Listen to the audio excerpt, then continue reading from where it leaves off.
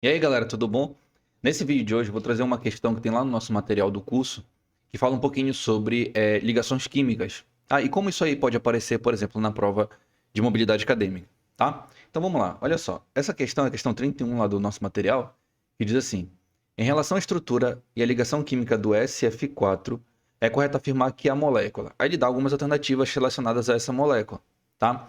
O primeiro passo aqui que a gente tem que tomar é o seguinte: a gente tem que desenhar, na verdade, a estrutura dessa molécula aqui para a gente poder identificar se ela vai ter uma determinada geometria, né? Se ela vai ter elétrons sobrando ou não, ou algo do tipo, tá?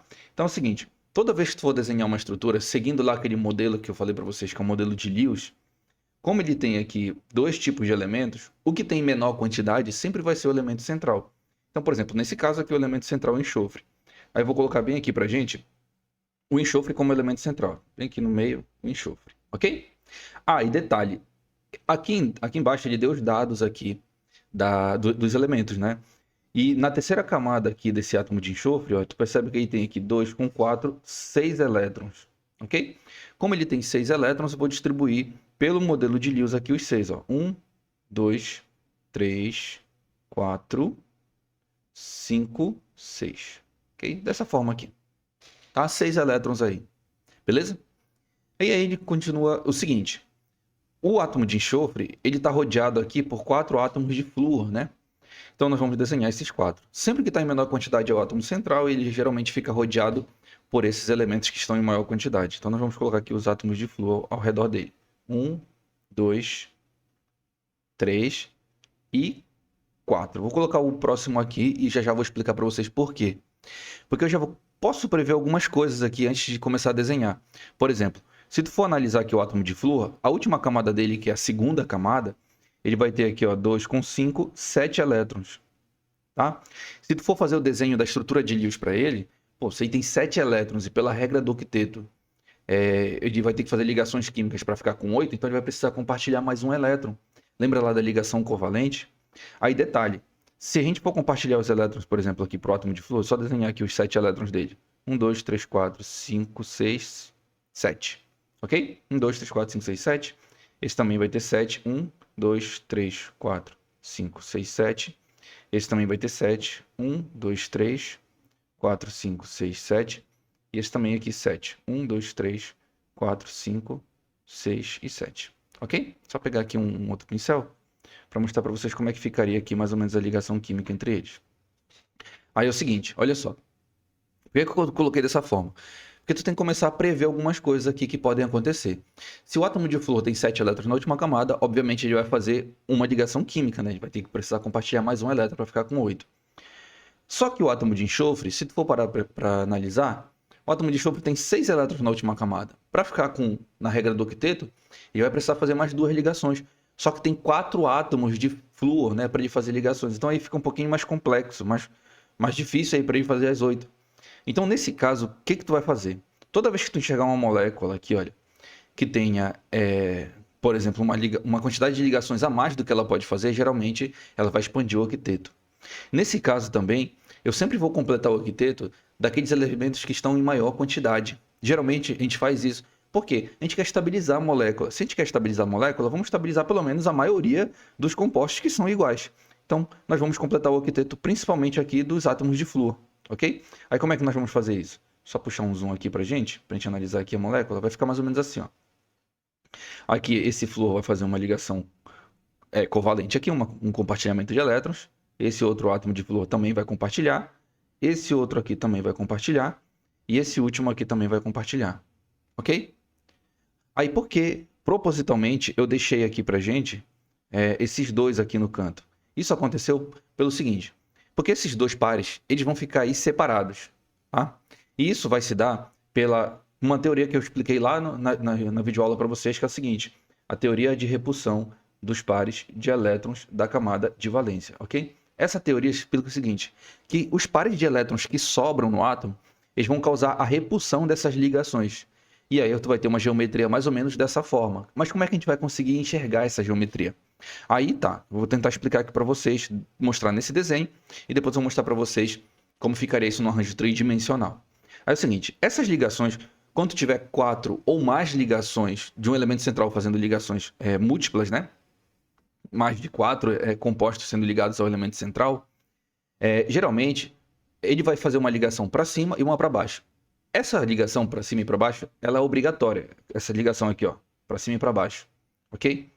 Quando tu tem mais de 4 ligantes, ela é meio que obrigatória para a gente poder entender um pouquinho sobre a geometria, tá? Ela só não vai ser obrigatória numa molécula, mas mais à frente a gente vai ver um pouquinho sobre ela. Aí, olha só, essas duas ligações que aparecem aqui, elas ficam como se fosse no plano. Só que uma fica para dentro, olha aqui, para dentro, e outra fica para fora, tá? Mais ou menos assim, ó.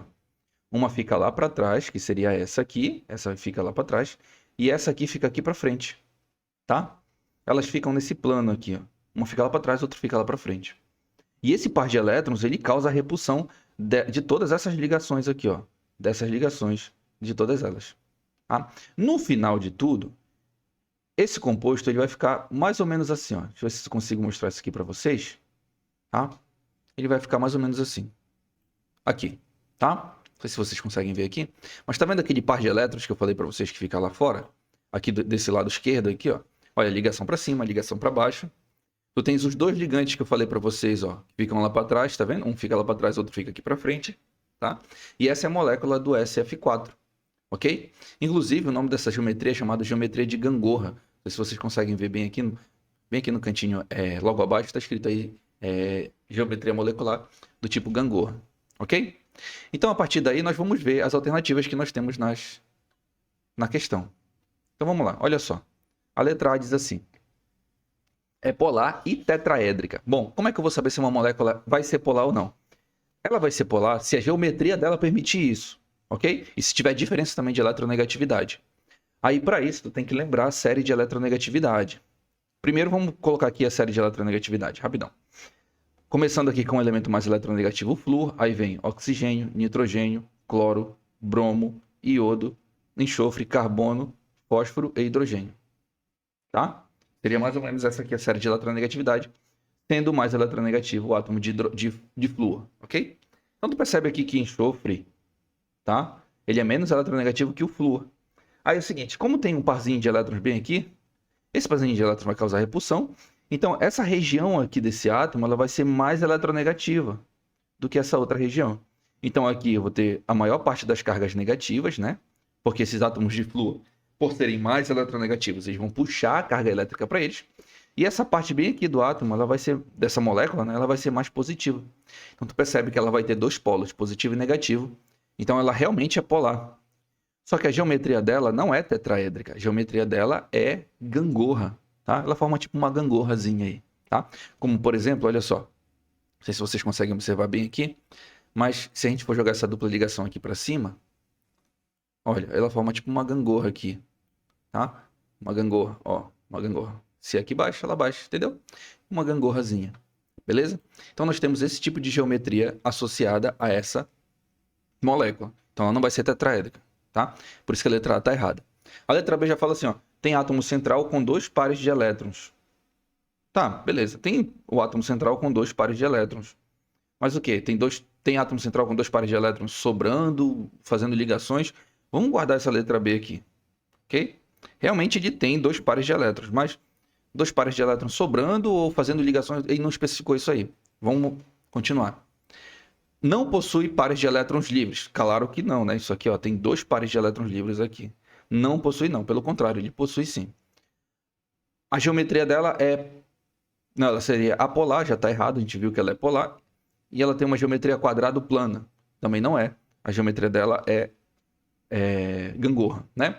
Tem geometria molecular descrita na forma de gangorra, alternativa correta aqui pra gente, letra E, ok? A letra B, ela ficou com uma incógnita aqui, né? Tem átomo central com 2 pares de elétrons, só que ele deveria avisar se está sobrando ou se está fazendo ligações ou algo do tipo, tá? E o erro, na verdade, dessa letra B é falar que tem 2 pares de elétrons. Na verdade, tem só um par de elétrons sobrando. Deveria especificar também isso na questão, ok?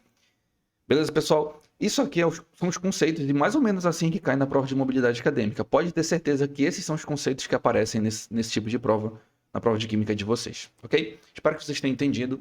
Bons estudos, viu? E até a próxima correção. Tchau!